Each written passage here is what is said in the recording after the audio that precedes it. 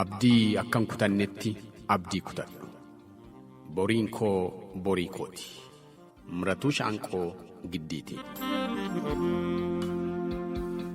Tasgabbiidhaan ofii kee wajjin dubbadhu. Addunyaan kun siif firas diinas miti. Addunyaa siin murtooftudha malee addunyaa si murteessitu ta'uu hin qabdu. Murtoon ati ofirratti murteessitu si ceesisa yookaan kan biroo sirraan ceesisa. Jabaadhu of jabeessi. Waan gaarii hojjedhu, karoorsi, murteessi, gamteessi, qindeessi, kurfeessi, jabeessi. Dhalootaaf waan gaarii yaadi. Akkasumas sammuu nagaa jiraadhu. Of hin jibbiin. Isas yookaan ishees hin jibbiin. Harri kee kaleessaaf boriif riqicha giddu galeessaati.